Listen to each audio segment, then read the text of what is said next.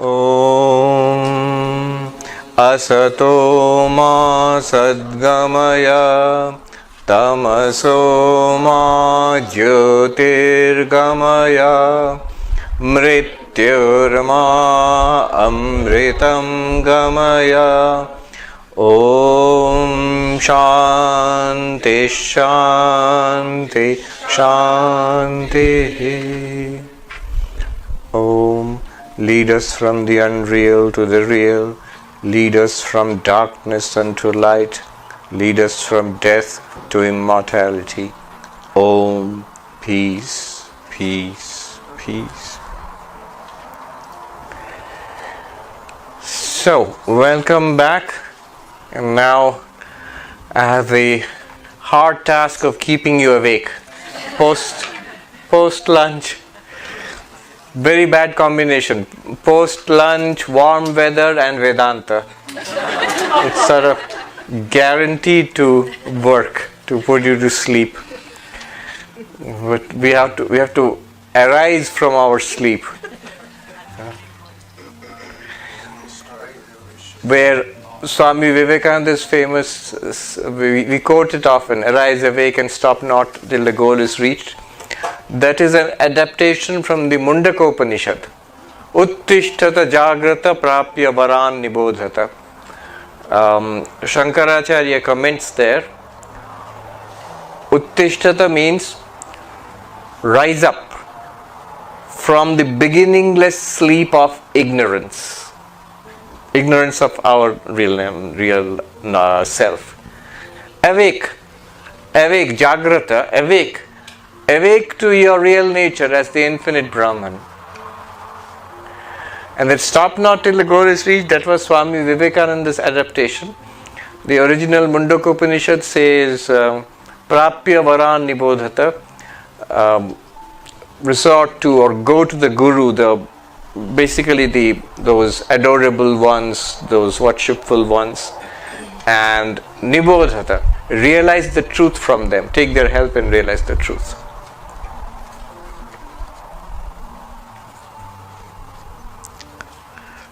8th verse.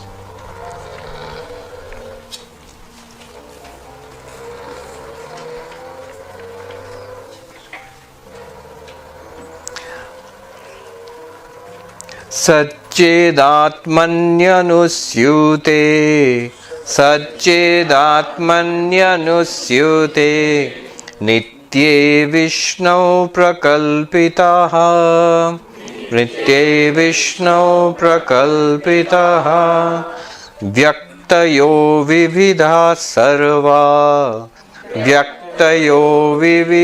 Sarva Hartake Katakadivat.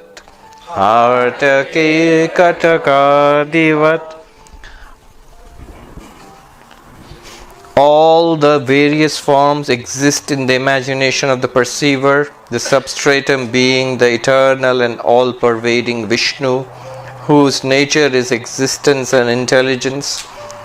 Names and forms are like bangles and bracelets, and Vishnu is like gold. Okay.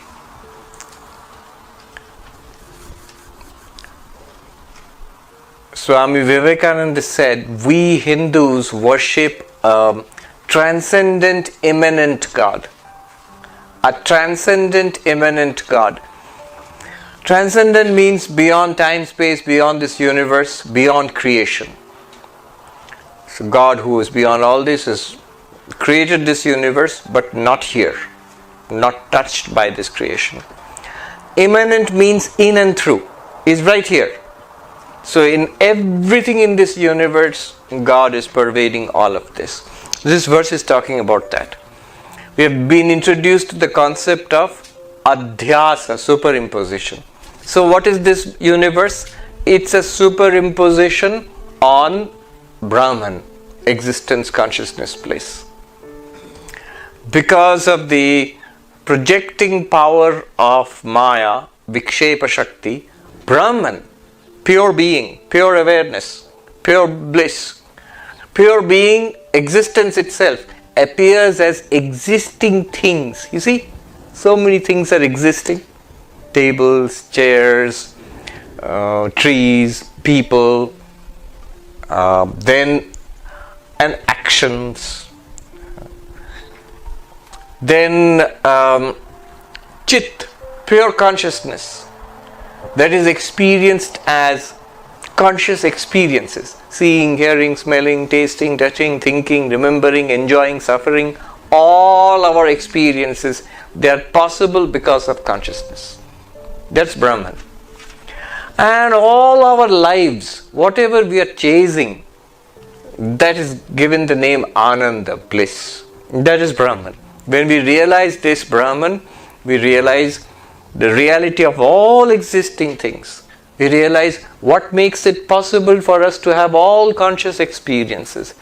And the ultimate purpose, point of it all, which is Ananda or attainment of Ananda.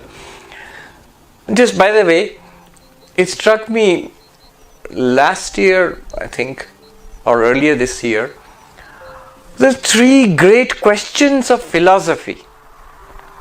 See, in philosophy, you have three great questions. What is real? First question. What's really existing? What's the reality? That's the first question. And the answer to that is given by a branch of philosophy called metaphysics. God, universe, these things. You can call it consciousness, whatever is your idea of ultimate reality, matter. So metaphysics. So your first question is, what is real? Nowadays there is a new term for it. It's no longer called metaphysics. It's called ontology. It's a fancy new term, but all it means is the study of reality. Ontos means being or reality. So what is real? That's the first question.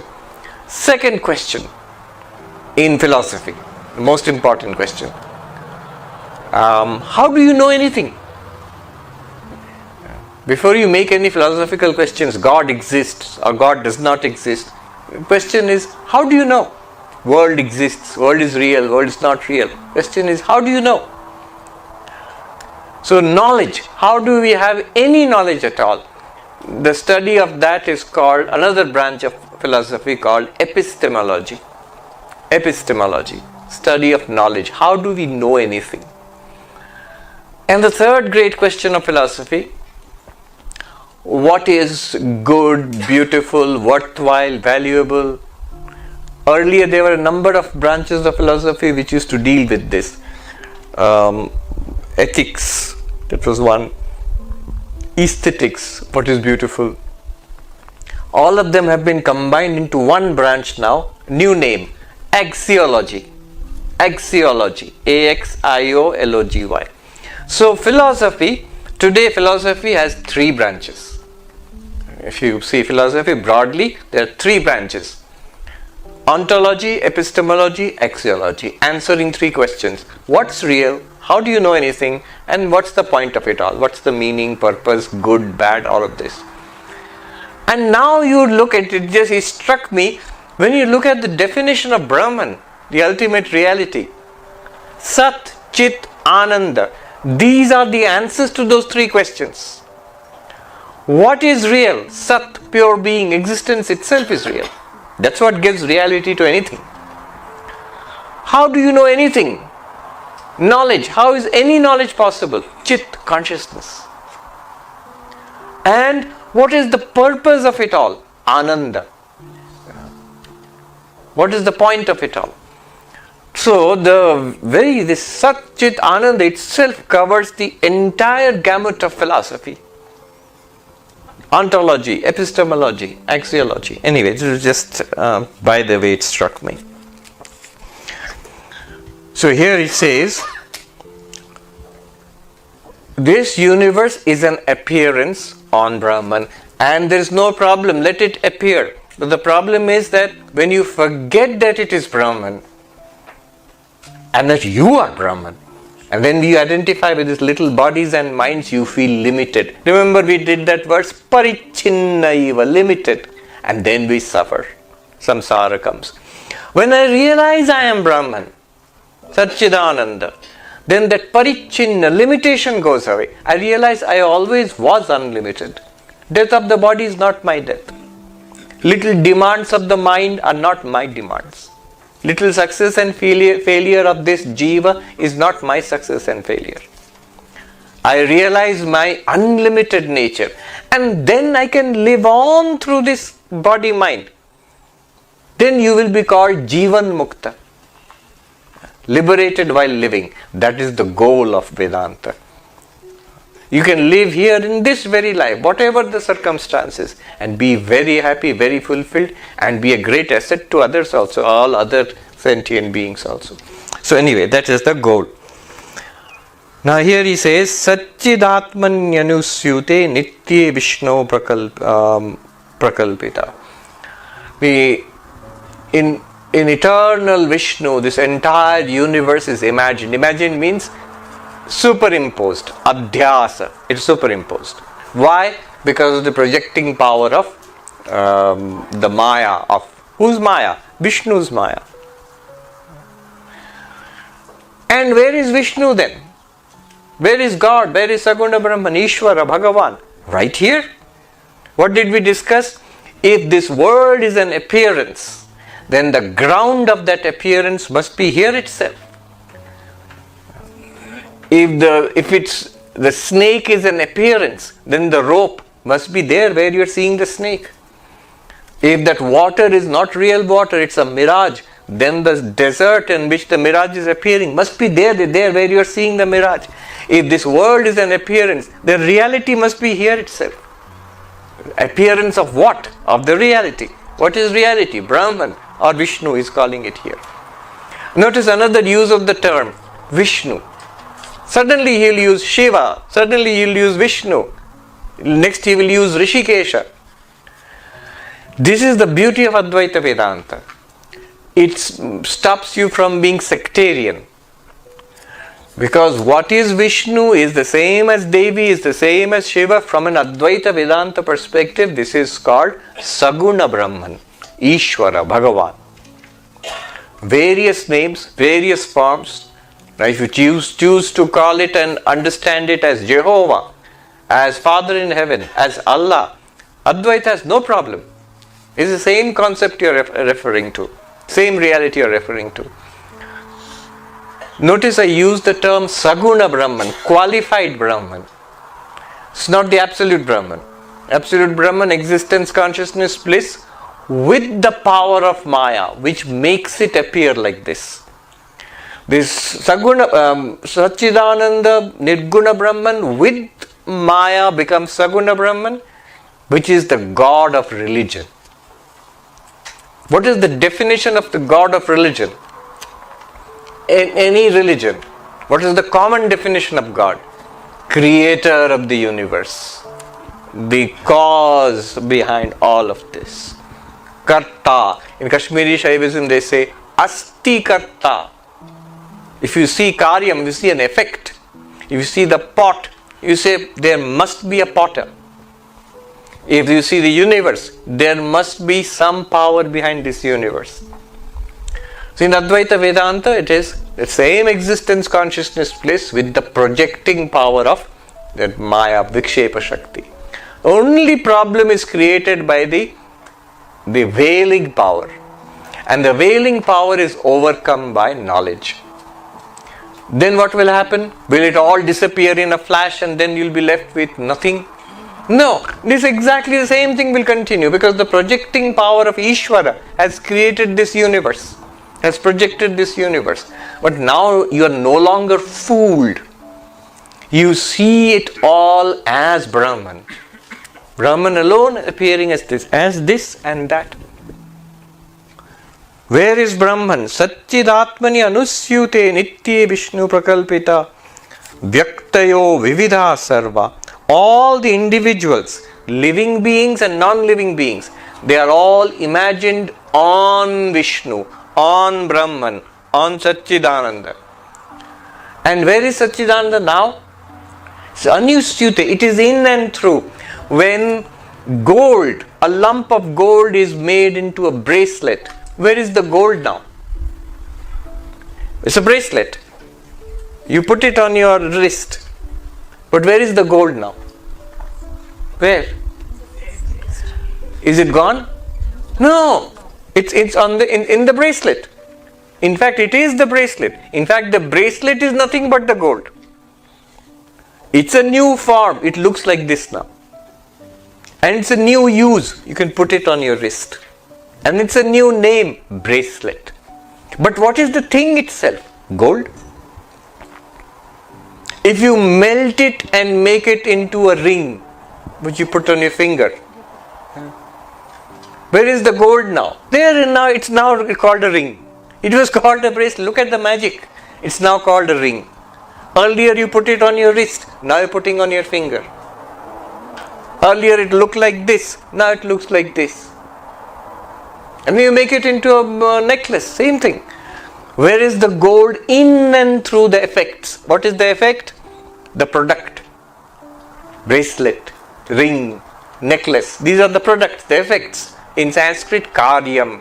Where is the cause, the material of it? In the effect. When you make a pot out of clay, where is the clay? In the pot. In the pot means it is the pot. When you make ornaments out of gold, it is in the ornaments. Gold is there. When the universe appears in Brahman, where is Brahman? In the universe. Everywhere, in everything. In fact, you should object. It's not quite right to say the gold is in the bracelet, as if the bracelet is some kind of container on which gold has been put. No. It is gold itself which you are now calling a bracelet. It is gold itself which now looks like this. It is gold itself which you are now putting on your wrist. It's a gold. Similarly, it is Brahman. It is Saguna Brahman, Ishvara, Bhagavan, God Himself, herself, itself, which is this now. When we overcome the veiling power of ignorance, the Avarana Shakti, through this exercise of Vedanta, we will still see this, but we will see it as God. Yes. Seeing God in everything. Isha Upanishad, the famous first line, first mantra of the Isha Upanishad, Isha Vasyamidam Sarvam Yatkincha Jagatyam Jagat. The entire universe is to be pervaded, is pervaded by the Lord. All that is moving and non-moving. That first line. Mahatma Gandhi famously said that if all of Hinduism were to disappear and only the first line of the Isha Upanishad remained, all of Hinduism would remain.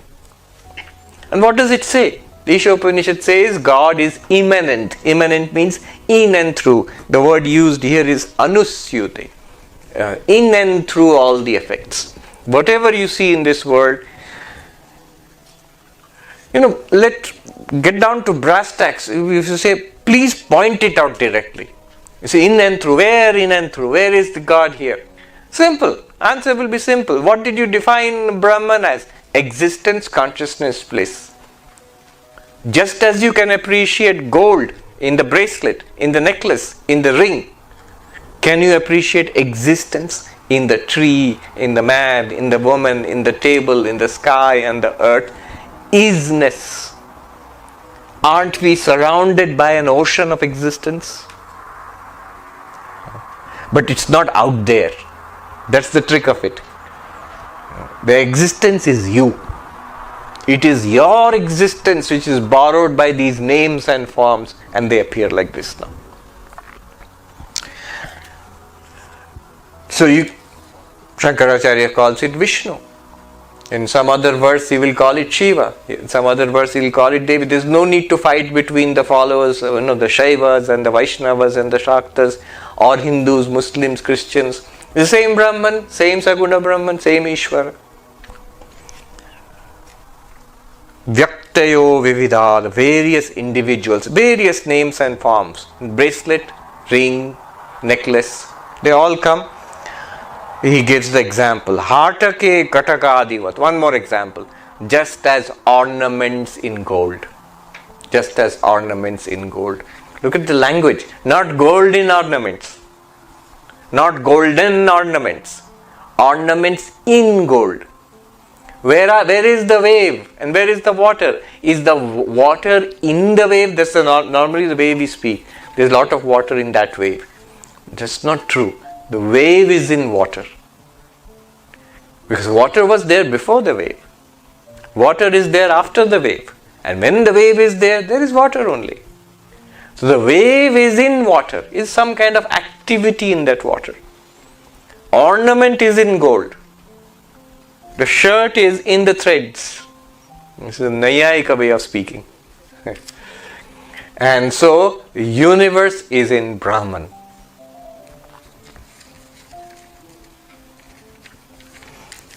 Now, we will move on to the 9th verse. One more concept, and I promise you, this is the last important one. We have already gone through some heavy duty stuff. First of all, of course, it is Brahman, existence, consciousness, bliss. Then that Brahman is the self, Atma, you. And then the concept of superimposition, Adhyasa, the concept of the falsity of the world. And now one more concept, but very important. This is what Shankaracharya will use from now on. This concept is called Upadhi. Upadhi. In if you want to spell it, Upadhi. Upadhi. Upadhi. I'll give you the definition in Sanskrit, give an example, and he'll of course give plenty of examples from now on. But this is a very important thing to understand. The exact mechanics of what is happening to us. Why do we feel like this, that I am a little body mind? What's happening? And then how can we realize ourselves as pure awareness? Upadhi.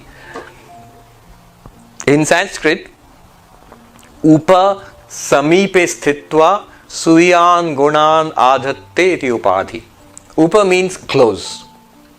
In Sanskrit, samipe sthitva, existing nearby, existing proximally. Suyan gunan, its own qualities, its attributes, adhatte, imposes upon something else. So two things, imagine two things. One existing close to the other and imposing its attributes on the other, without actually transferring attributes, but it seems to give its attribute to the other. Now what does this mean? Let me demonstrate.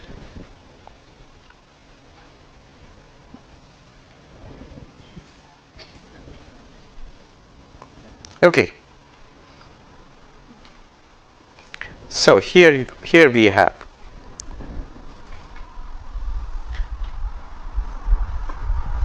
clear water, like crystal in a glass.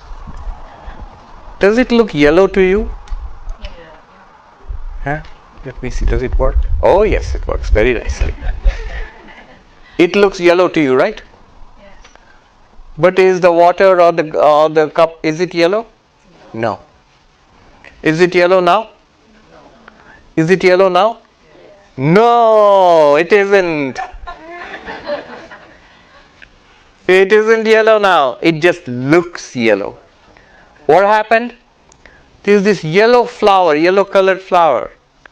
I bought it close. Upa samipe sthitva, being close, in close proximity. It appears to transfer its yellow color to the colorless cup with water. Let's call it colorless crystal.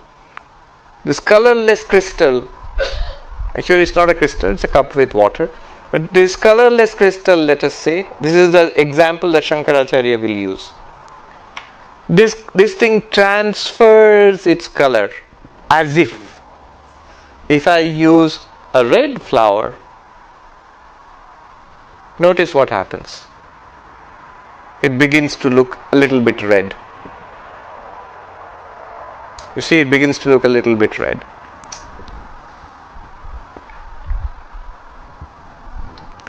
So, something with certain properties. When it comes close to something else and appears to transfer its properties, it's called an upadhi.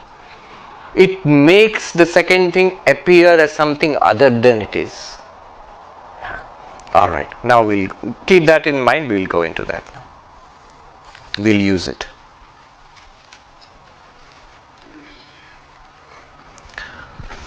Number 9. Yatha kasho rishikesho, yatha kasho rishikesho, nanopadhi gato vibhu, nanopadhi gato vibhu, tadbhedat bhinnavad bhati, tadbhedat bhinnavad bhati. Wait. I think it's tadabhedat. Tadabhedat bhinnavad bhati. Tadabhedat bhinnavad bhati. Tannashe kevalo bhavet. Tannashe kevalo bhavet.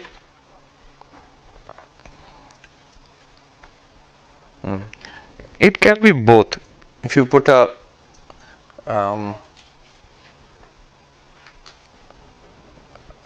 we can say tad bhedat, because of the difference of the upadhis, the sky appears different. Or the tad abhedat, sky being non-different, it appears different because of upadhis. Anyway, both ways. So what does it mean? As the all-pervading akasha, sky, appears to be diverse on association, on account of its association with various upadhis, which are different from each other, and becomes one on the destruction of the upadhis, so also the omnipresent Lord appears to be diverse on account of his association with various upadhis, and becomes one on the destruction of these upadhis. Alright. He gives an example. Yatha akasha, space. Now look at space. Just look at it now. And look, here is big tent space, small tent space, the ashram space, the garage space, and the open space in the sky. Space in the bottle, inside the bottle space. So many spaces I am pointing out. Some are big, some are medium sized, some are much bigger, the ashram, inside the ashram. Some are small inside this bottle. They all look different. The bottle space looks like this. This tent space looks like this. So each space looks different. Each space is different size and different name and different use. In the bottle space you put water. In the monastery you put a monk. In the tent you put people. They are all different uses, different names, different shapes. And yet none of this is true. Space is one and undivided. What is different are the upadhis. The tent is shaped like this. The bottle is shaped like this, not the space. This is the shape of the bottle, not the space. So, the upadhis, what's the upadhi? Bottle, tent, ashram. These are upadhis. Because of these, the one unbroken, undivided, unchanged space seems to be different. Big and small, and used for different things, and named differently. In a hotel you will get 1,000 rooms, and each room will have a name. 1, 2, 3, 4, room number 1, 2. So there is a space in room 1, space in room 2, we have more space there, less space there. No, all of that is wrong. There is one unbroken space.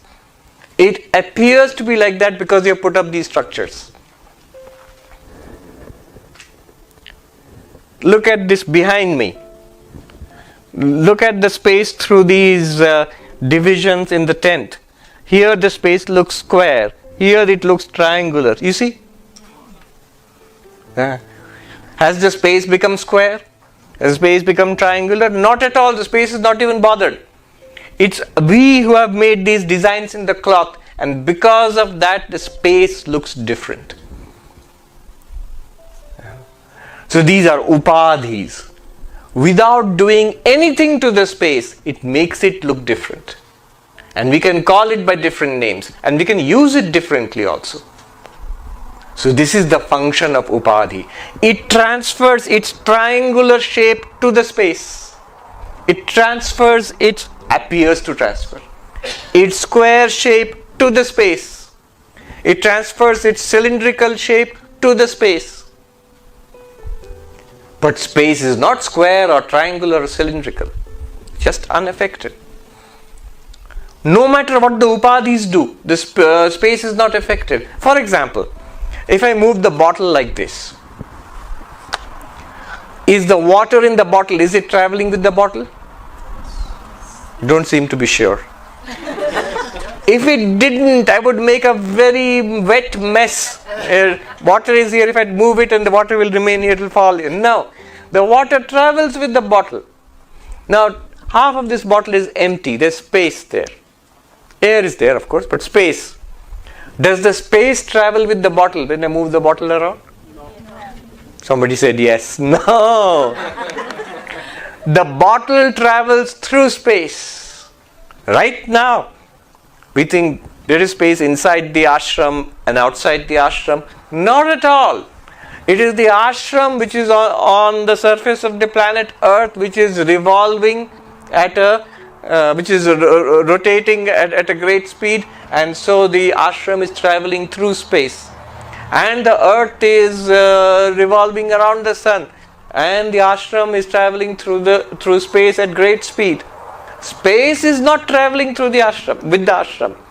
In modern physics, of course, you will say that even space is affected by mass and movement and all that, but in general I am saying space is one, undivided, not affected. Because of the presence of upadhis, we give lots of names and usage and shape. All of this we attribute to space. Just like the cup and the yellow flower. It seems red when the yellow flower is close to it, it seems colorless when the yellow flower is not close to it. But it was colorless to begin with. It is clear and colorless even when the yellow flower is close to it and it looks yellow. Still it's not yellow at all. The water and the glass. Similarly, space is not affected by the upadhis. And he says,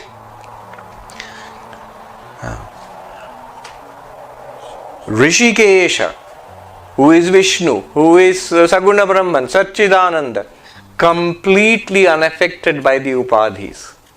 Though various upadhis, nana upadhigata. Vibhu means all pervading, like space. But this is not space, it is existence consciousness bliss. This is all pervading existence consciousness bliss. Various upadhis will come up. Body, mind, and it will feel like an organic body, human body, animal body, mind, thoughts. It will feel like it's depressed or happy or desirous or knowledgeable or foolish. These are all because of upadhis. What is an upadhi? Body is an upadhi. Mind is an upadhi. And just like this flower seems to transfer its yellow color to the colorless cup, similarly, the body seems to transfer its qualities. Man, woman, or any one of the 23 genders in New York City, it seems to transfer to you the genderless consciousness. Legal.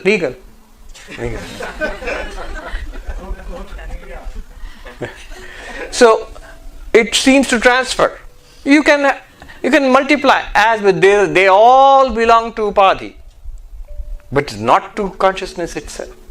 Somebody asked me, this was in London a few weeks ago, what do you think of this new gender revolution? From a Vedantic perspective, He said, see, there's a positive and negative side to it. The positive side is Vedanta is always for freedom. If it gives you more freedom, physically, mentally, socially, and spiritually, it's good. If this gender issue is something that is holding you back in life, that's making you deeply unhappy, unable to develop and progress in life, good, go ahead. Have as many genders. Why 23? Have 230 genders if you want. One every day, every other day, and you can keep on changing if it makes you more free.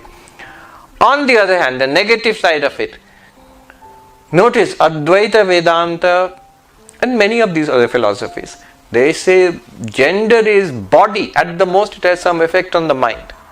But you are neither body nor mind. If you make this the whole of your life and pursuit, if you predicate your happiness, if you predicate my happiness, my fulfillment depends on me changing my gender from this to that, the prediction is you'll be unhappy. You'll be unhappy. It won't work. It won't work. If it helps you, in Vedanta there is a very simple criterion. If it is something that helps you towards realization, enlightenment, good, it's moral, it's ethical. If it obstructs you from realization, if it retards you from realization, enlightenment, it's immoral, it's unethical. The real question from a Vedantic perspective would be, this whole gender revolution, is it making me more body conscious or less body conscious? You decide. Alright. Then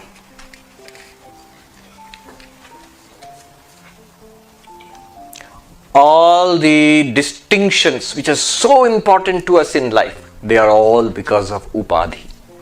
They are all because of upadhi. Now we will see 10.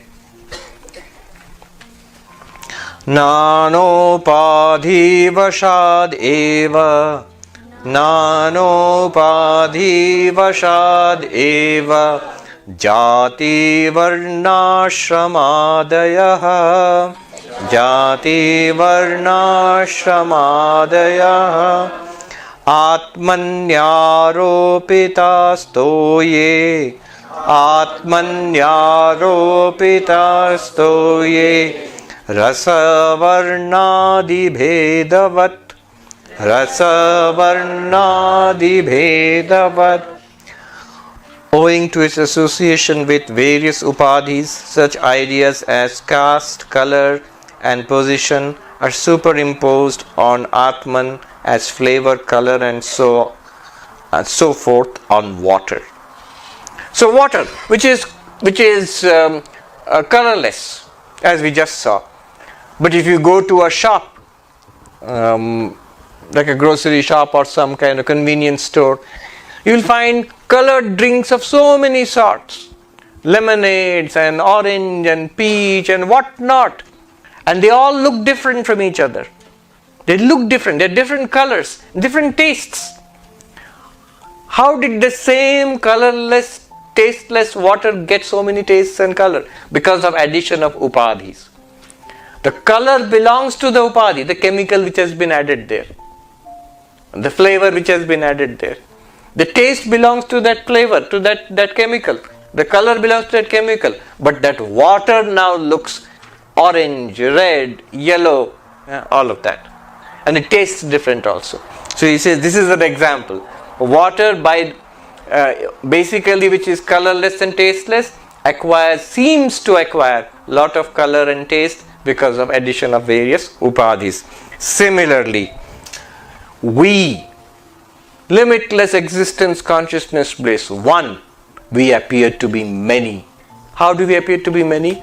The moment many bodies appear and I become associated with each body-mind complex, I, the one consciousness, I appear to be many. Haven't you seen a barber shop? You go and sit in a barber shop and with mirrors all around you, and look how many of you are there. 10, 100, 1,000 all around you.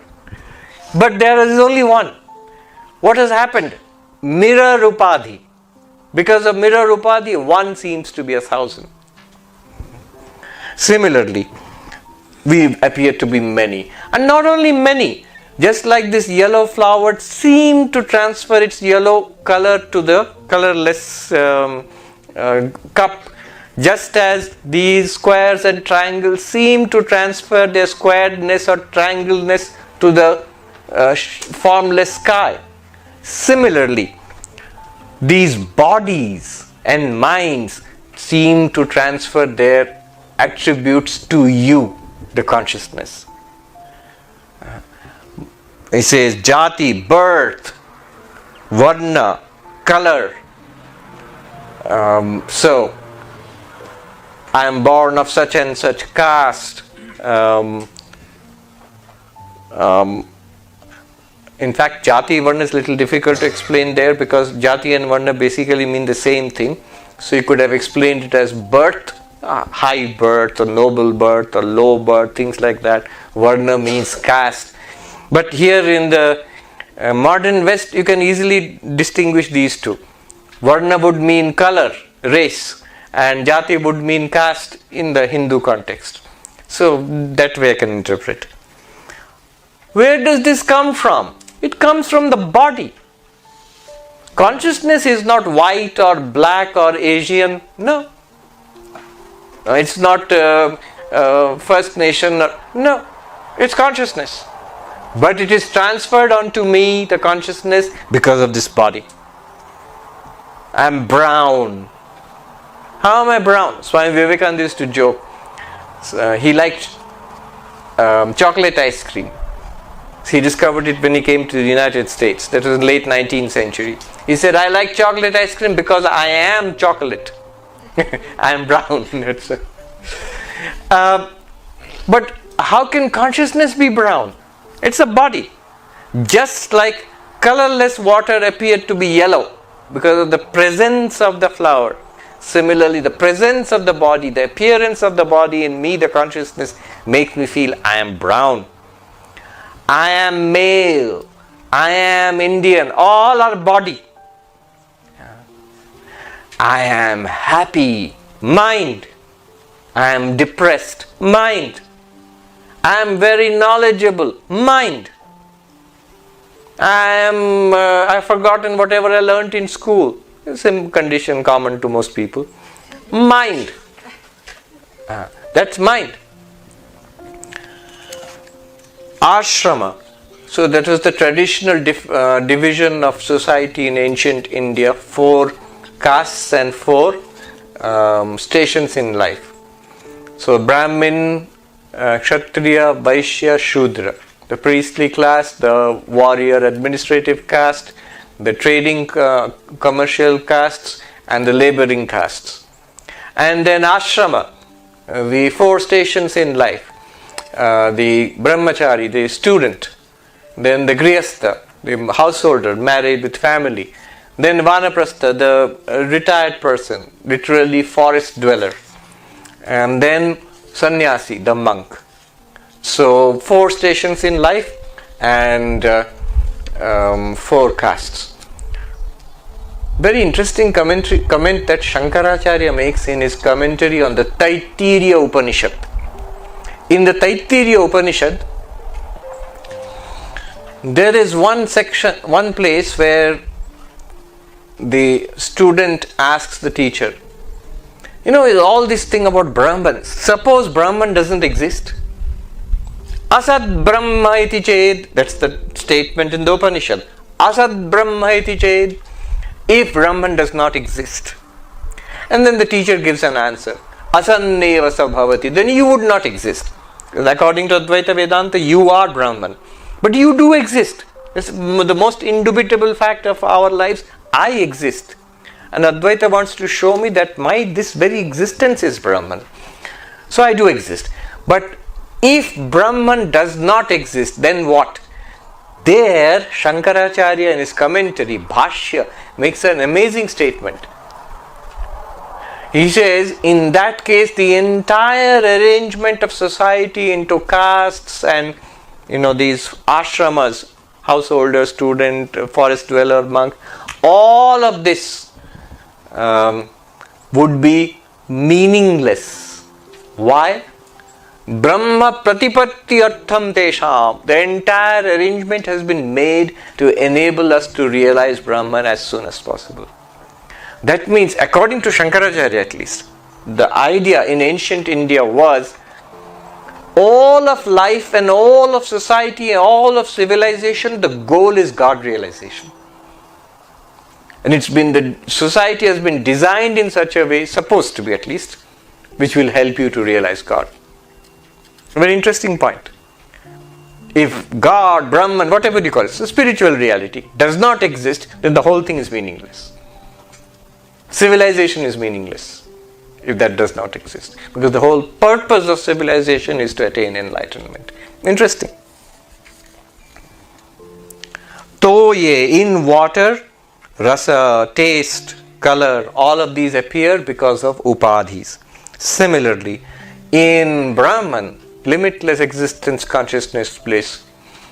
I am brown, I am male, I am Indian, all of these are appearing because of upadhi. What upadhi? Body upadhi. Mind upadhi. Really, are those qualities in Brahman? No.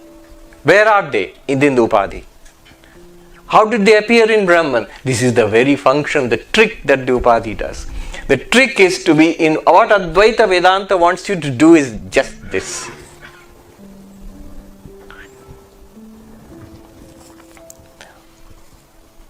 When this cup of water, this one is appearing yellow. It's appearing yellow to you now? At this time also you should be able to appreciate and be very clear it's not yellow.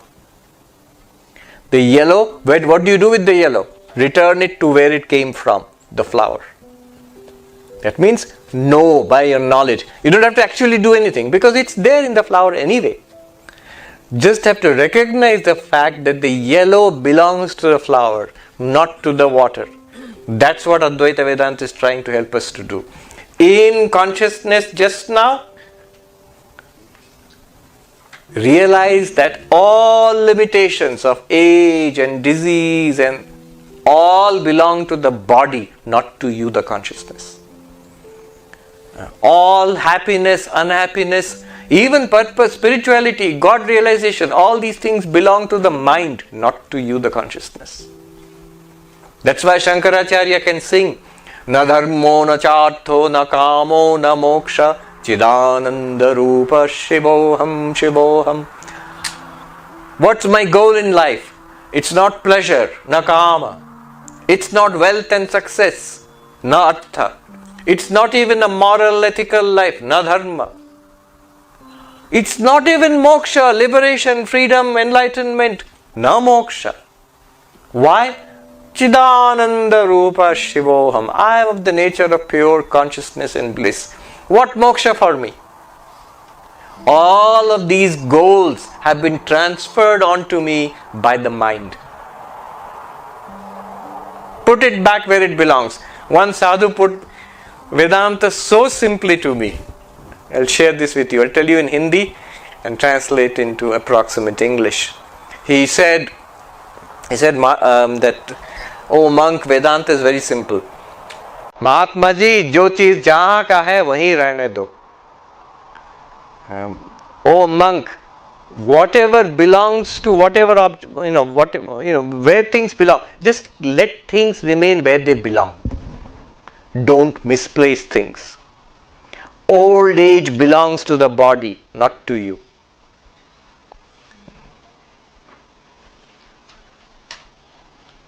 Disease belongs to the body, or more specifically pranamaya kosha, not to you.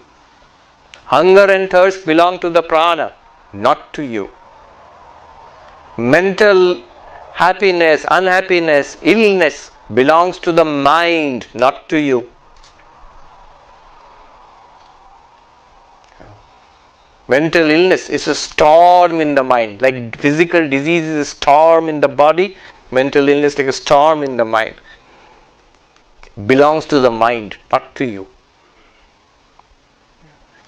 What belongs where, keep it there. It's already there. Yellow is already in the flower, not in the water. Just recognize that it is so. Even when the water appears yellow, be clear that it is not yellow. It's a clear, crystal clear water. Similarly, even when body, mind and its qualities appear in you, it will appear in you. It will continue to appear. Be absolutely sure none of it belongs to me. It's just appearing like this. I as consciousness am fine.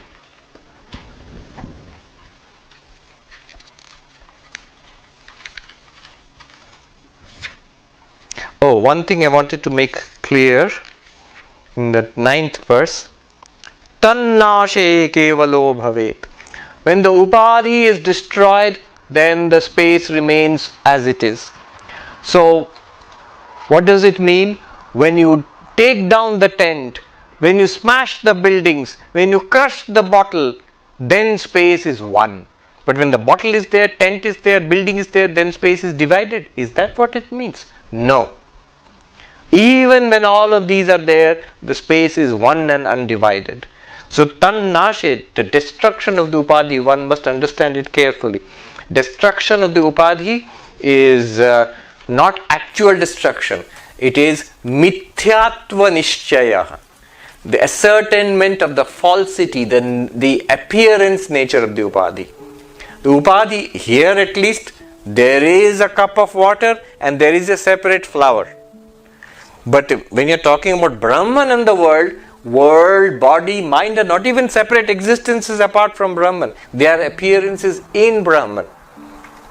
Just like pictures appear on the screen in a movie, and then you have a hero, a villain, an action and comedy and horror and whatnot. But even the pictures, the actors are not different from the screen. It's just the screen itself. So, upadhi nasha, you don't have to destroy the upadhis. First of all, you cannot. You cannot. Why? Where do these upadhis come from? You didn't make it. It is Vishnu, Saguna Brahman, Ishvara, with the power of Maya who has projected all of these. As long as the Lord chooses to project the universe, upadhis will keep appearing. But it's no problem at all. Because all you need to know is that they are appearances and the qualities of the upadhis, physical qualities of bodies, mental qualities of minds, they belong to the body mind, not to you. Keep things where they belong. When you do this, you are perfectly safe. So not only you cannot destroy it because it's not your creation, it's God's creation, these upadhis. God's projection. That's the meaning of srishti, projection. And you need not destroy the upadhis. Because even in the presence of the yellow flower, even when the water looks yellow, it isn't yellow. You don't need to crush the flower. You don't need to throw away the flower. You just need to know even the yellow water is actually colorless. It's not really yellow. And you must not destroy the upadhis. You cannot, you need not, you must not. Why not? Because it's fun. Once you realize that the water is colorless, not affected, you put a yellow flower near it, you put a red flower near it, you put a blue flower near it, you take away all the flowers, it's still the same thing. Similarly, when all of life becomes a festival, great joy. See where all these upadhis, what film it shows you next. One sadhu put it nicely. How do you, sir, how do you plan your day? They thought some kind of routine and everything is there. How do you, each day, how do you lead it? What is your discipline routine? He said, in the morning when I wake up, so chappal, that means the sandals. You call it flip-flop in Canada? Or you call it flip-flop? In USA they call it flip-flop. Chappal, sandals. So when I wake up in the morning, I see my sandals walking out of the room. I jump on them. And they walk around all day, take me to various things and show I enjoy, I have a great time. So this is what the upadhis will show you. The creation of the Lord. You need not destroy, you must not destroy. It is fun, it is joy. What is the use of just Satchidananda? Upadhis make it enjoyable. The projecting power of the Lord. But the Avarana Shakti is the dangerous one. The veiling power. Once you realize the difference between the cup of water and the flower, good. Nothing can stop you then.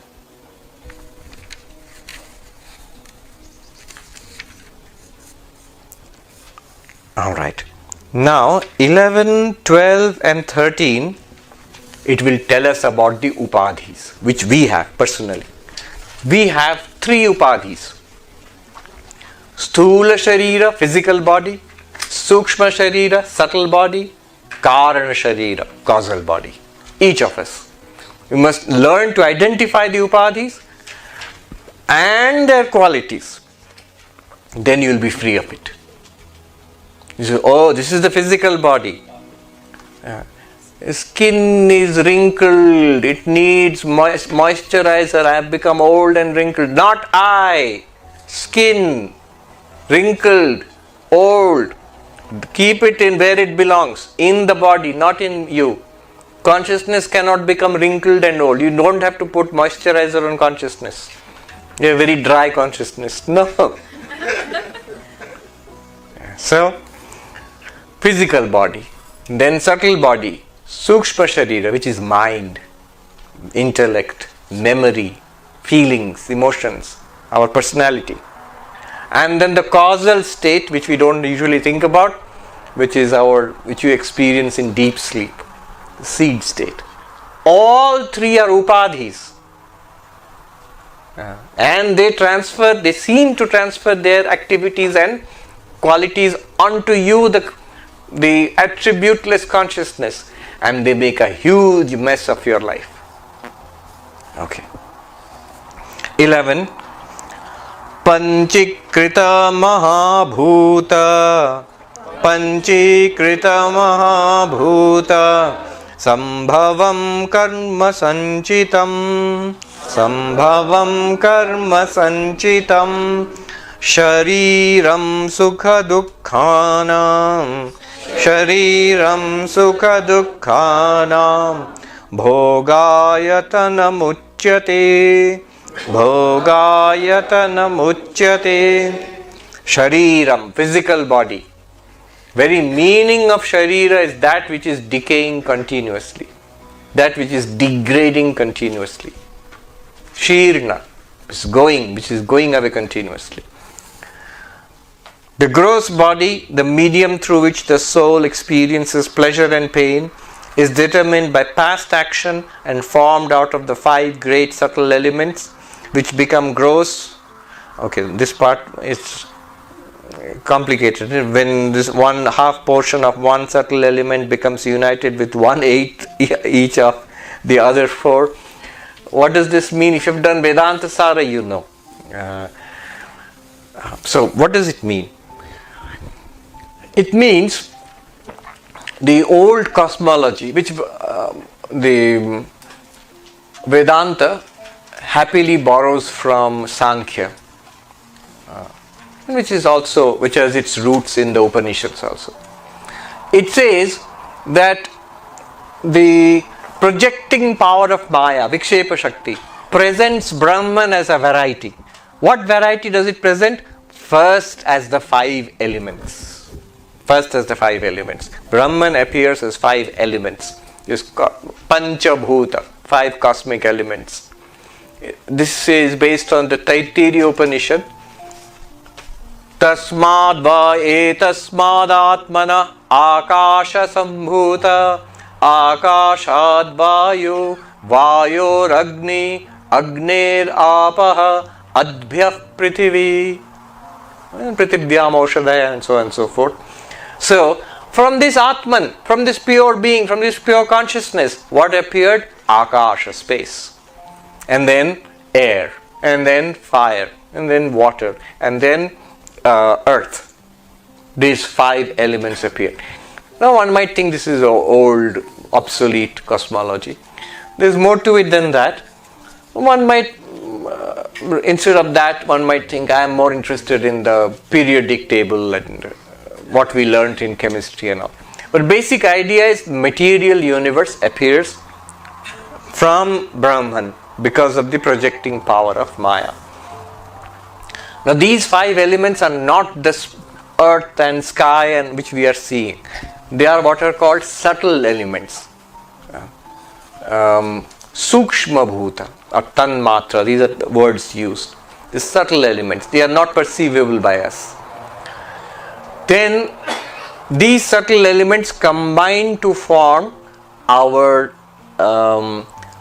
subtle body, mind, intellect, memory, this inner instrument which we have. And then these 5 elements, they combine with each other. Space combines with the other 4 portions of the other 4. That's where all this 1/8 business comes in. So space combines with a little bit of the earth element, fire element, water element and so on to become gross space. What is gross space? This. And so also with water and fire and all, they become these gross elements, Mahabhuta. And these gross elements combine together to form this physical universe and physical bodies. So creation in Vedanta, in fact Sankhya also, it goes through 3 phases. One is it's in a seed form in Maya, no distinction whatsoever. Then it emerges in a subtle form. There's 5 subtle elements. Then it combines and recombines with each other, those elements, and they emerges in a physical form, gross form. So universe goes through causal, subtle, physical. It's very much like our own experience. Our deep sleep state is causal. Our dream state is subtle, and this waking state is physical. Of course, in the physical here right now, the subtle and the causal are still there, right? Okay. Now, what he has said is Panchikrita Mahabhuta, with the 5 great elements, where after the subtle elements have combined with each other and the gross elements have formed. As a part of that, living bodies are produced. Organic bodies, living bodies are produced. How? Why? Karma sanchitam, because of past karma. So each sentient being, each jiva, we have a huge account of past karma. And drawing upon that, the Lord, Vishnu, Rishikesha, God, whoever you say, gives us these bodies so that we can experience the results of our past karma. What will we experience? Sukha dukkha, pleasure and pain. Where did pleasure and pain come from? Papa punya, from merit and demerit. Where did merit and demerit come from? Dharma, from our moral and immoral actions in past human births. Why did we do moral and immoral actions? Raga dvesha, likes and dislikes, strong likes and dislikes. Why did we have strong likes and dislikes? This is parichinna, limited. We feel limited. Why do we feel limited? Because of these upadhis. They are all limited. But why are these upadhis there? How does it affect us? It doesn't actually. That's the tragedy of it all. It doesn't. They are upadhis. They seem to affect us. That's why parichinna iva, limited as if. And then bhogayatana muchyate. These bodies are places of experience. Bhoga means experience. Suffering and enjoyment. As long as we are embodied in this life, we'll get a series of experiences. How? Not random, based on our past lives karma, a part of it. Vivekananda said, good, good, bad, bad, and none escape the law. Whosoever wears a form, wears the chain too. Wears a form means I'm wearing this form. This form is attached to a chain of past karma, stretching back to immemorial time. So I'm wearing the chain. It will keep giving me results and experiences in this life. Good and bad things will keep happening to me. Then what can Vedanta do? If none escape the law, then what can Vedanta do? And Vivekananda says, far beyond name and form is Atman ever free. Know thou art that sannyasi bold. Say Om Tat Sat Om. See, far beyond, not far beyond, right here actually. Yellowness, but right here is the cup, free from the yellowness, even when it appears to be yellow. Know thou art that, O cup, you know yourself to be this. So, yeah, but I am yellow cup. No, you are not yellow cup, it just seems to be like that. So I am a miserable, I am consciousness, but I am miserable consciousness, not miserable consciousness. The misery comes from the mind. Misery is the mind is upadhi, and its quality is temporarily misery, and it's transferring it to you. Oh, thanks for explaining it. Now I am so happy. Be careful. Again upadhi. That happiness has come in the mind after reading Vedanta. I feel good. So I am good now. No. You always were good. That's the mind again. Then number 12. Pancha prana mano buddhi. Pancha prana mano buddhi. Dashendriyam Dashendriya samanvitam. Dashendriya samanvitam. Apanchikrita bhutotham. Apanchikrita bhutotham. Sukshmangam bhoga sadhanam. Sukshmangam bhoga sadhanam. The subtle body, the instrument of the soul's experience. What is the place of experience? Physical body. What is the instrument through which you experience? Subtle body. Even if the body is there, if I am in coma, no? Physical body is there, subtle body is switched off. So I will not experience. The instrument is stopped. So subtle body. What is this subtle body? It's all, see, all of this is actually experienced right now. None of this is theory. Take a look. Subtle body, he'll point it out. 5 Pancha Prana. This is, I will not go into the details. 5 pranas, those who do puja, they know. Prana, Pana, Vyana, Udana, Samana. The 5 activities of the human physiology, which takes care of respiration, then digestion, and all of these things. He has given, the footnote he has given, Nikhilanji. Pancha prana. So there are 5 pranas. Then there is mind. Thoughts. Various kinds of thoughts coming, that's mind. Buddhi, understanding. Dashendriya. 2 he has left out. Chitta, memory. Ahankara, ego. You can add them. Dashendriya, 10 sense organs. 10 organs. 5 sense organs, 5 motor organs. Eyes, ears, nose, tongue, and then what else? Skin. And 5 motor organs. The organ of grasping hands, organ of locomotion feet, organ of evacuation, organ of reproduction, organ of speech. 10 organs. At this point one might point out, but this is human. There are other animals with other kinds of organs and other kinds of senses and all. Bats have this sound location. Sound, yeah, they project the sound and then they reflect it back. Dolphins have sonar. Snakes have infrared vision. So what about that? Remember, all of this Vedanta, we are not talking about biology here. It's a methodology to show us to freedom. So the careful description is of our body-mind system.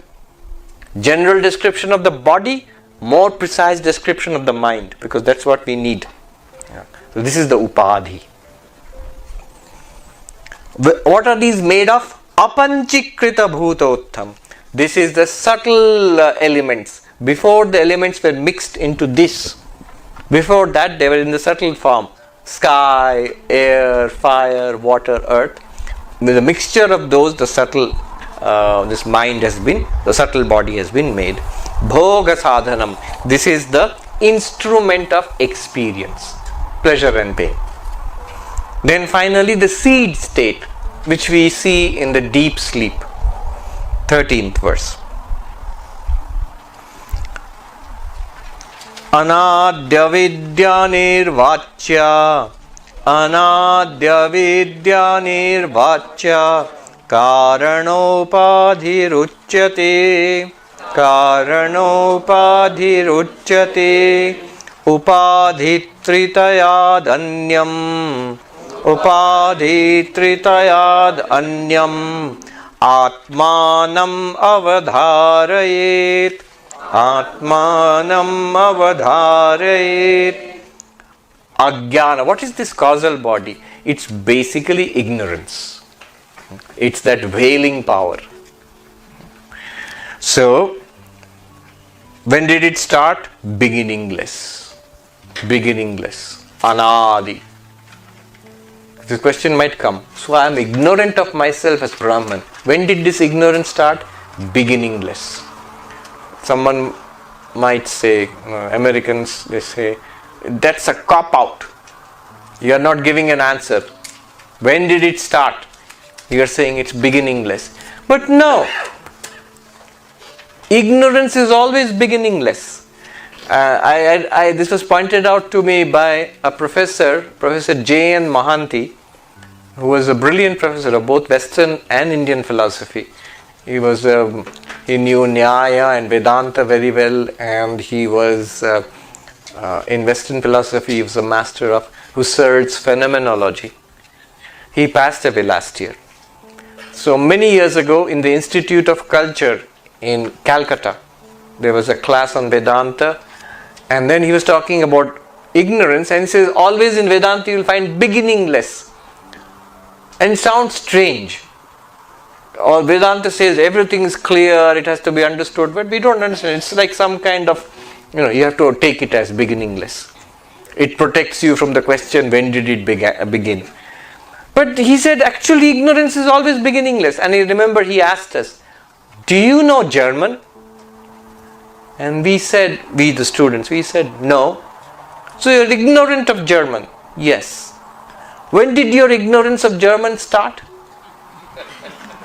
I said, since when are you ignorant of German? Since our birth. Oh, so before your birth you knew German? No. Any ignorance. My ignorance of German is beginningless. But it has an end. In Vedantic terms, anadi santa. Not shanta, sa anta. Anadi, beginningless. Sa anta, with an end. When will the ignorance of German come to an end? When you start learning German. Similarly, the ignorance of anything is beginningless, but it comes to an end when you get knowledge. Similarly, ignorance of your nature as Brahman is beginningless, and will come to an end when you read Atmabodha, when you study Atmabodha. Anadi, beginningless, avidya, ignorance. Anirvachya, it cannot be said to be real, it cannot be said to be unreal. Karana upadhi, this is called the causal upadhi. So 3, here is only one little flower, but for us the problem is complicated. 3 layers of upadhi. Causal upadhi, subtle upadhi, physical upadhi. Upadhi tritayad anya. Other than these 3 upadhis, Atmanam avadharet, realize yourself to be other than these 3 upadhis. It's like telling the cup that, oh cup, you think I am a yellow cup. No, cup and yellow are different. Realize yourself, the flower is yellow. You are other than the yellow flower. Realize yourself first as apart from the yellow flower. Upadhi tritayad, other than body, other than mind, other than causal upadhi. You are Atman. You have to realize that. How you will realize? That's the techniques will be taught soon. That we will take up tomorrow. But let me just alright, let me leave it here. 14 will be a good place to start tomorrow. 14 sort of sums up the whole adhyasa and upadhi situation. So we can start tomorrow with that. Alright, now let's do some questions.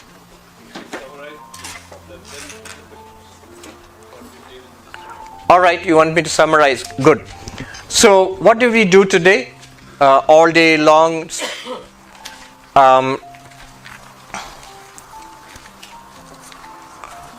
Verse 1, it tells us about the fourfold preliminaries.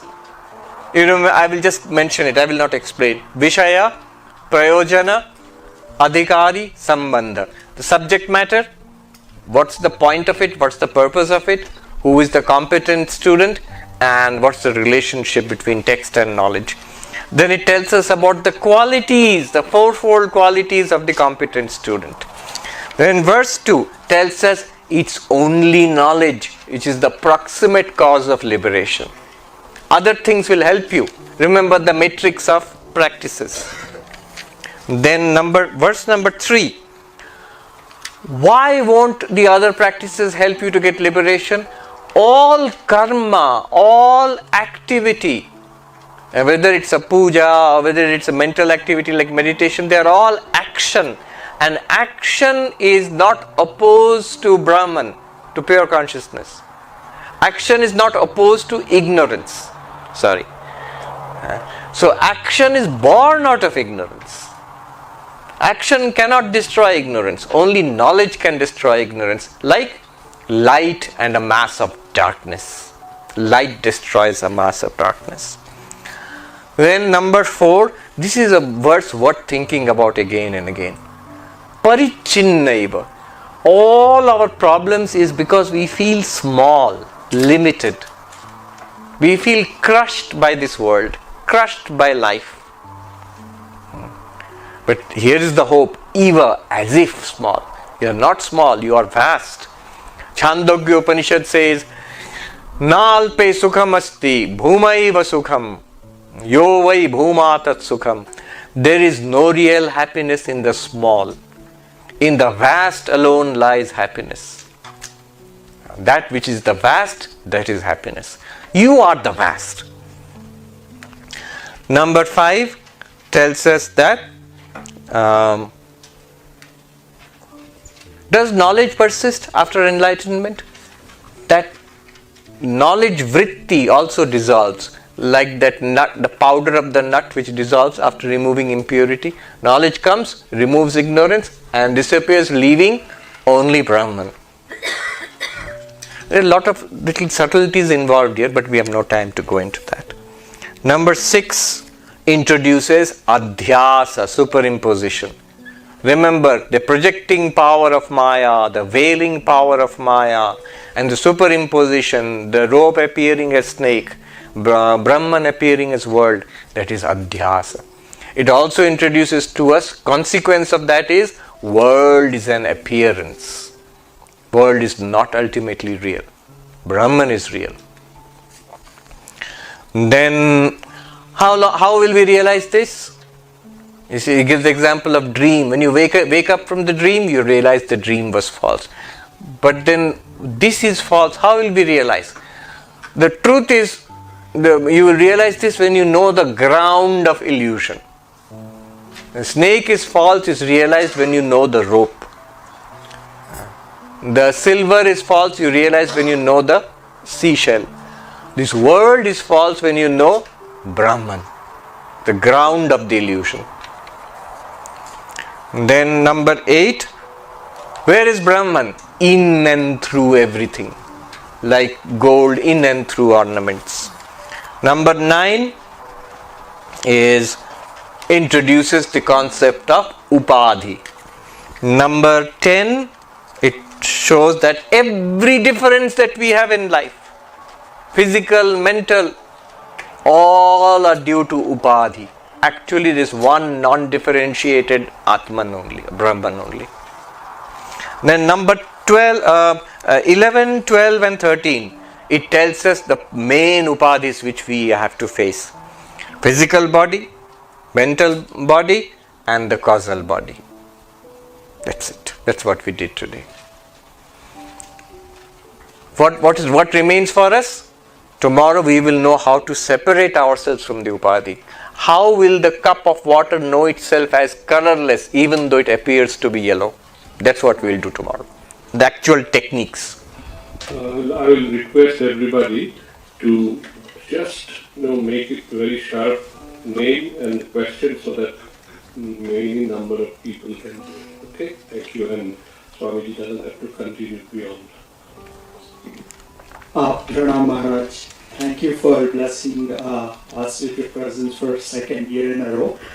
I'm having this peculiar problem that I'm not able to frame the question when you are there in your presence, but the moment you go away during the break, the question comes jumping back, so I've had to write it down so that I don't forget.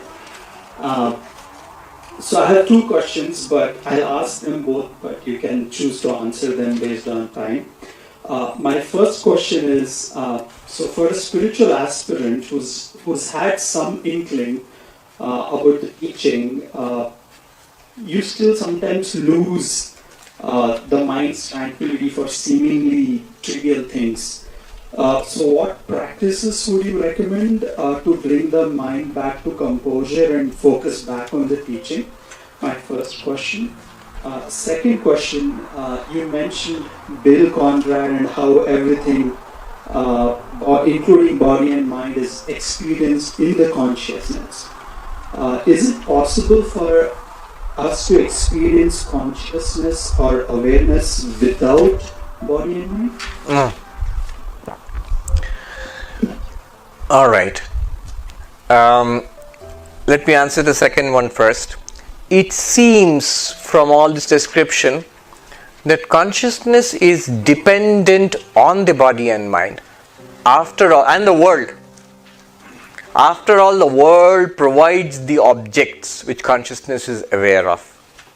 You see, form, color, sound, smell, taste, thoughts, ideas. And the body, mind are the instruments through which we experience these objects, and consciousness makes it all possible. But without the world, without the body, without the mind, will there be any experience at all? Now, answer is yes and no. What does consciousness do for this world? And what does the world do for consciousness? What consciousness does for the world is provide it with illumination and existence. Consciousness is not only gives you experience of the world, but it also lends existence to the world. That's why it's called Sat, being. But what does the world do for consciousness? What the world does for consciousness is it makes consciousness manifest. What does a mirror do to your face? It makes your face manifest to you.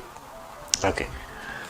Then you will say that, but then that just shows that consciousness and world are interdependent. That is what true in the case of Sankhya and Yoga philosophy, where they talk about Purusha and Prakriti, which are independent realities interacting. They're dependent in one way, interacting. But this is not a question or a problem in Advaita, because consciousness is the reality and the world, body and mind are appearances in consciousness. See, all these upadhis, physical body, mental body and subtle body, they are all appearances in consciousness. They are nothing other than consciousness. So consciousness actually doesn't depend on anything outside other than itself. It is its own projecting power which provides the upadhis, and then it can experience. So this is the second question. The first question was about composure of mind. I'll give you an Advaitic method. It's subtle. And then the general set of practices based on the yogas. The Advaitic method is this. Sometimes the mind loses its composure. Do you experience the mind which has lost its composure? Yes. And the mind which is composed and peaceful, do you experience it? Yes. That which experienced the restless mind and that which experienced the restful mind, is it the same thing? The same consciousness? Did that consciousness become restless? See, upadhi. What does the upadhi do? It transfers its quality onto something else. The restlessness of the mind, where is the restlessness? In the mind, not in you, the consciousness. It seemed to transfer it to you. You feel, I have lost composure. But it's the mind which has lost composure. Even when the mind has composure, has no composure, has decomposed, whatever it is, you, the consciousness, are the same because you are experiencing it. That's the proof. Now, does this work for you? You have to think quietly. Then you will realize you are this consciousness which is beyond disturbance. You can never lose your composure. Even when the mind seems to lose its composure. And when you know this knowledge will be in the mind only. You will see the mind will lose its composure less and less. This effect it will have. So this is Advaitics. Think about it. This is based on Upadhi, what we did. You are like saying that, see, first of all, mind loses composure. That thing has become dirty. It's nothing to you. Then that thing will be cleaned up. Nothing to you. You might say, okay, nice. Why are you so worried about the mind losing its composure? Identification. One sadhu put it brilliantly. He said, I'll tell you in Hindi and translate. Kitne man ko sudharoge Mahatma ji? Lakho karodo man धूल के कणे के तरह झिलमिला रहे हैं सूर्य किरण में. How many minds are you going to put right? There are millions and billions of minds, like, ray of sunlight and there's dust. In Brownian movement, you see movement like this in the morning. Just like that, in consciousness, there are millions of minds floating around. Good, bad, evil, happy, spiritual, materialistic. How many are you going to repair? You're worried about this one mind. Why? Identification. Now, what is happening to us is, I feel that I am very composed now. Here. Now I've lost my composure. Now I'm composed again. So what you have to do is, when you have lost composure, notice that you haven't actually lost composure. You're still the same colorless waterless cup. Similarly, same ever steady light of consciousness, even when the mind is jumping around. Okay. This is the Advaitic. Then there are other ways. One is meditation. That's the direct answer to your question actually. Suppose I want to set it right. All this upadhi is fine, but I like a calm mind.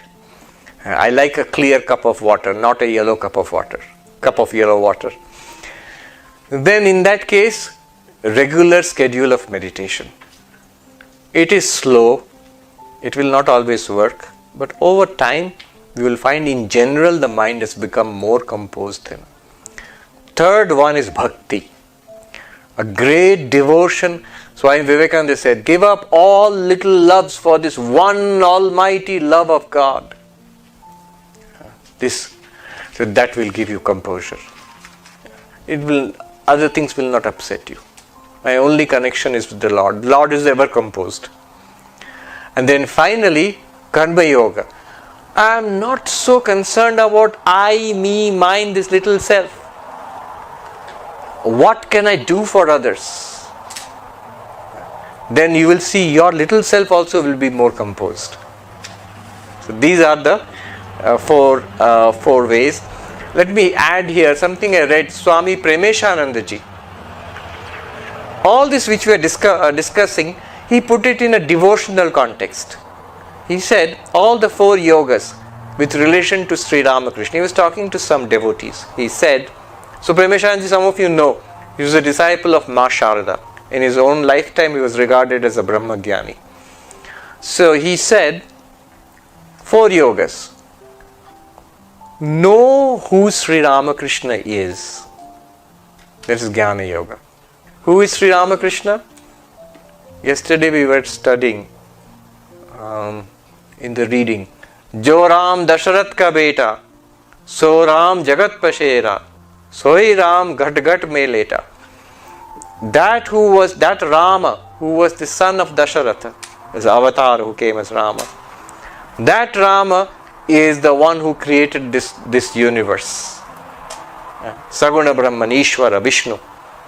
And that Rama is also, as we just read, in and through everything. Ghat Ghat me leta is everywhere, is lying in this entire universe. Immanent God.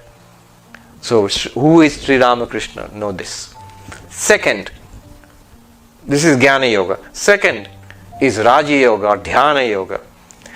Make an attempt, he says, to keep your mind, that means your thoughts and feelings about Sri Ramakrishna, not about anything else. You'll see constantly thoughts and feelings will go to other things. You bring it back to Sri Ramakrishna only. That is Dhyana Yoga, Raja Yoga. Bhakti Yoga. In Bengali he said, Thakurer prati tan. Feel a pull, a love, an attraction towards Sri Ramakrishna. And finally, fourth, because of that love for Sri Ramakrishna, he says in Bengali, Thakurer jonno kichu kara. Do something for Sri Ramakrishna. That's Karma Yoga. You see, I was just thinking, this whole ashram, it's because a small group of devotees did something for Sri Ramakrishna. That's why it's all there. That is Karma Yoga. So these are 4 ways of maintaining composure of mind.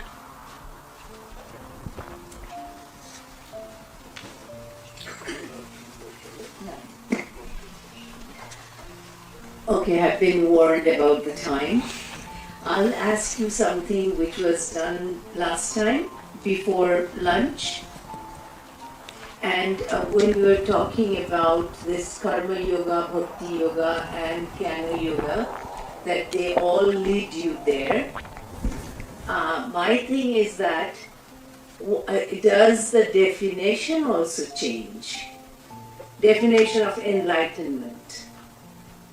Because Oh, I see. Yes, it will change. Definition changes. And it will that's change. Why, if you want freedom, then you have to go through Jnana Yoga. Yes, but remember, when you say when we have to go through Jnana Yoga, we have already defined it in that way. What is the problem and what's the reality? You are Brahman. What is the problem? You don't know that you are Brahman. Then what is the solution? You have to know or realize that you are Brahman. But already you have defined the problem in this way. If you go to Ramanuja or Chaitanya Mahaprabhu, he will not define the problem in that way. You are not Brahman. You are a Jiva. Brahman is God.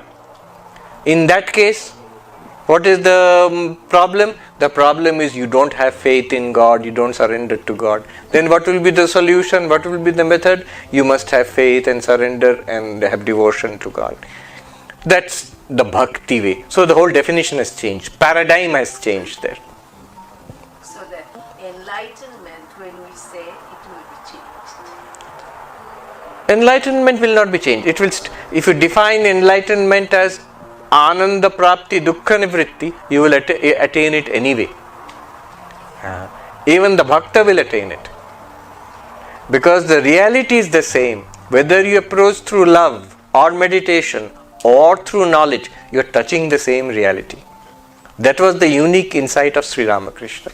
If you don't do that, then Advaita will cut down the others and say, alright, they are preliminary. But finally you have to come to this knowledge. Yes. One thing I will say, please sit. One thing I will say is that notice all the ancient philosophies of India, Nyaya, Vaisheshika, Sankhya, Yoga and Vedanta, and Buddhism, Jainism, they were all, without exception, knowledge systems. In their original form, none of them were bhakti systems. The bhakti schools which we talk about developed later. The devotion is a path, love is a path to enlightenment that developed later. Swami Sarvapriyananda ji in the Leela Prasanga, in the great master, he says, why is this so? Today what kind of religion do we see? It's mostly bhakti religion. Our Hinduism here, or Islam, Christianity, they are all bhakti religions. It seems that the knowledge systems have gone into the shadow. Why is it that originally they were only knowledge systems? Sarvapriyananda said that is more natural for the inquisitive mind. You see a transitory world, you see the inevitability of death, and then you make an inquiry into what is permanent, what is beyond death. It's a philosophical inquiry, and it will lead you to knowledge. So the original systems were all knowledge systems. My name is Devartha. I have a question. So when you are mentioning about that Brahman reveals itself, it's not related to, not dependent on the mind.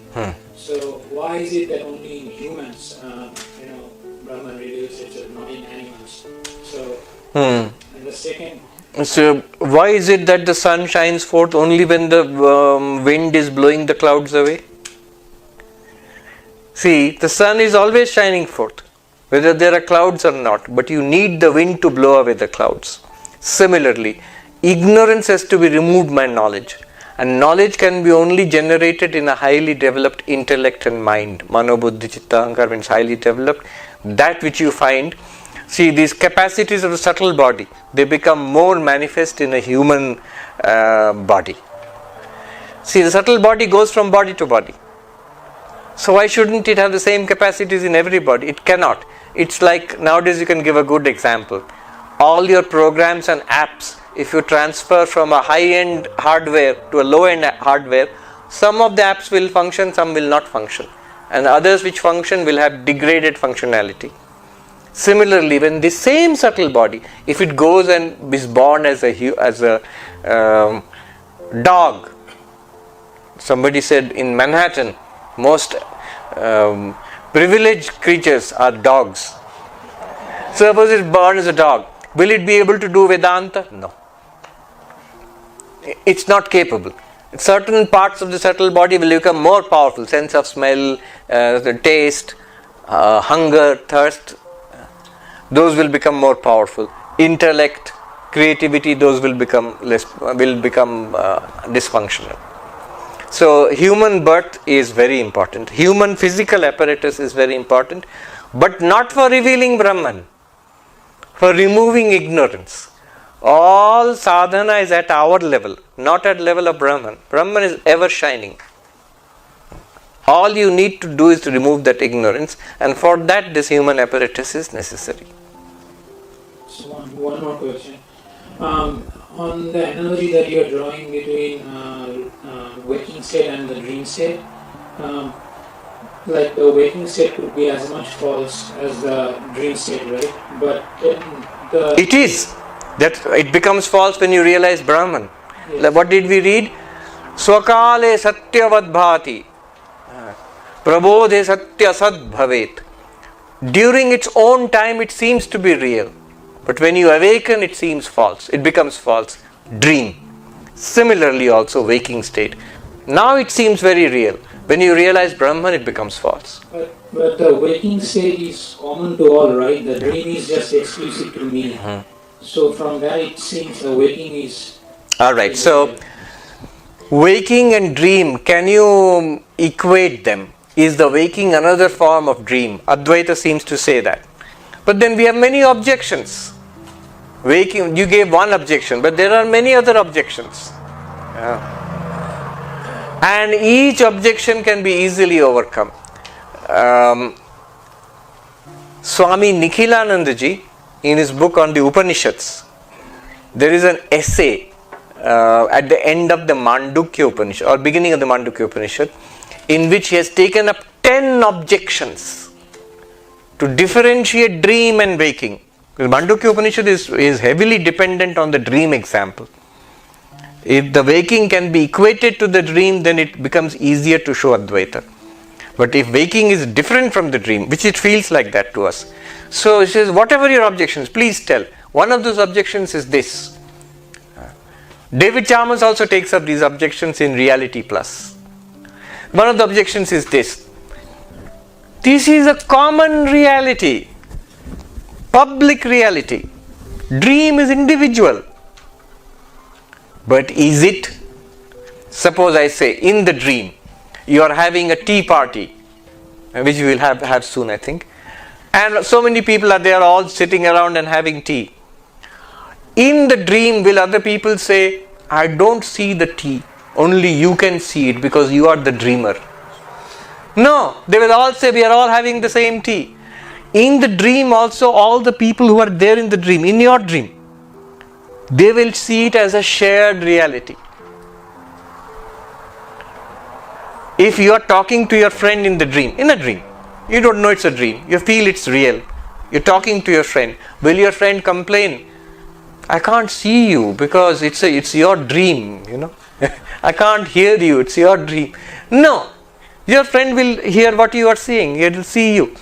So the sense of a shared common reality is there in the dream, it's there in the waking. What you are doing is mixing up dreaming and waking. From the waking state, none of these other people shared my dream, but they all see the bottle in Swami's hand. This is waking state and my dream is personal. But you are comparing the dream state with the waking state. In the waking state, it's a shared reality. In the dream state, it's a shared reality within yourself. It's only after waking up then you say, that was my private thing, this is my shared reality. But after waking up from this, the waking reality, you will find all of them are part of one consciousness or appearances in one consciousness. David Chalmers uses that for a virtual reality environment. He says, this is a shared reality, a public reality. Virtual reality is virtual, false. It is not shared. But it is shared. In a virtual reality, you can, in fact, all of us can go into virtual reality and experience the same thing. So that argument will not hold. And there are many such arguments. There is one more argument which says, look, you can counter these arguments yourself now. See, in a dream, the things are false, they don't work. In the waking state they work. The water in the dream will not quench my thirst. The real water here will quench my thirst. You will immediately say, no. The water in the dream will quench your thirst in the dream. The water in this waking state will quench your thirst in the waking state. In fact, opposite also is true. The water in the waking state will not quench your thirst in the dream. It will not be available to you in the dream. Like this, many arguments are given, and all of them you will see they fall apart.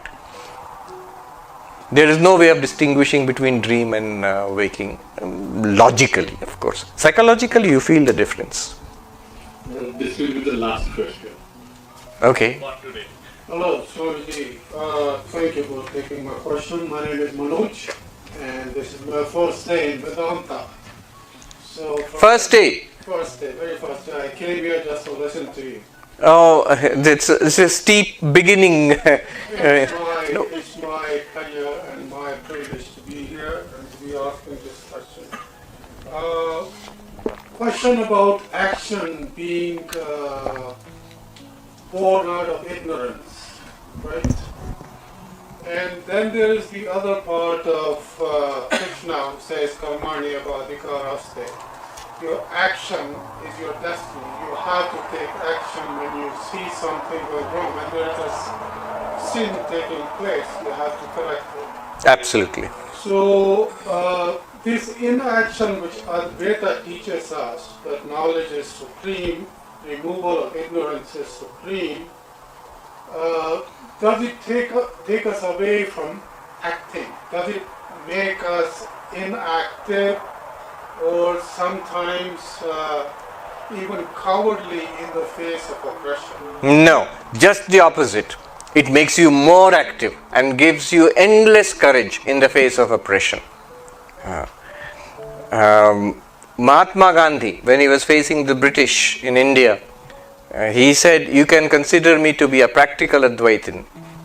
My philosophy basically is Advaita. It's his own words. See, when Advaita talks about knowledge being supreme and action being born of ignorance, notice, after knowledge also, after enlightenment also, is action possible? Certainly, from the outside, did Vivekananda not do a lot of action? Tremendous amount of action. Did Krishna himself not do any action? Tremendous amount of action. Krishna says, "I have nothing to gain in this world, or in the three worlds, but I am constantly engaged in action for the welfare of the world." Guru Nanak, whether it's Kabir or Shankaracharya himself, Advaita Vedanta, most active life, 32 years, intense activity. But what will they say? Shankara, Vivekananda, karmanya karmaya pashyed, akarmani cha karmaya. Krishna himself says, those who see in action, no action, and in no action, they see action, they truly see, and they are the doer of all action. Gita, chapter 4, 18th verse. What does it mean? In the middle of, suppose, there is a tremendous activity going on. Cops are chasing robbers. Will you say action is going on? Yes, of course, lot of activity is going on. Next, if I say it's a movie appearing on a screen, now will you say action is going on? Are there cops chasing robbers? No. It looks like that. From an Advaitin's perspective, the only thing that is there is Nishkriya Brahman, actionless Brahman. But from our perspective, that Advaitin is most busy, has not even a single moment to spare. Somebody said very nicely, if you want your work to be done, give it to somebody who has no time. He will do it, he or she will do it, because that's the reason that person has no time, because he has a lot of work. Beware of the person who has lots of time. I am an Advaitin, no action for me. Hopeless. Never give that person any responsibility, because nothing will get done. So yeah, Advaita Vedanta has no contradiction with action or anything else. One sadhu put it so beautifully, I'll translate. Hindi I will tell you and translate. He said, अद्वैत आपको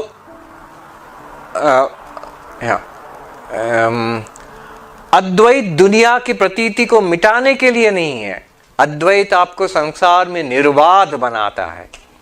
Advaita is not for wiping out the experience of the world. Advaita makes you limitless within samsara. Have limitless action. Come back lifetime after lifetime if you want to come back. Advaita allows you to do that. Which one wants to wipe out all action? Yoga does that. Patanjali Yoga. Advaita says so-called action is reduced to no action at all. That's what. In the middle of action. Didn't you see? While this cup looks yellow, I am claiming it is not yellow. And it's true that it's not yellow. In the midst of tremendous action of body and mind, you can honestly claim there is nothing being done by me, but which me is that? That limitless awareness, consciousness. And it makes you very brave, because you know you cannot die. Body will die, but you cannot die. You will never be a coward. Vivekananda was accosted by, when he came to the United States, by, what's his name? The great agnostic, Ingersoll, Robert Ingersoll. There's a new book. The name of the book is The Great Agnostic. He was a well-known public speaker in the United States at that time. So he said to Vivekananda, I don't believe in all this religion and spirituality. I believe in this life. I want to squeeze the orange of this life dry, get every drop of it. Vivekananda said, I also believe that. But I know that I cannot die. Let me show you a better way of squeezing the orange dry. I know that I cannot die, therefore I am not in a hurry. I know that I am one with the universe. Everything is pervaded by God. Imagine my joy. Live your life in this way. Get every drop of it. Get 10,000-fold more from the orange of your life. He says, Vivekananda, this is Advaita Vedanta. Okay, let me do a peace chant. Om Shanti Shanti Shanti Hari Om Tat Sat Shri Rama Krishna Arpanamastu.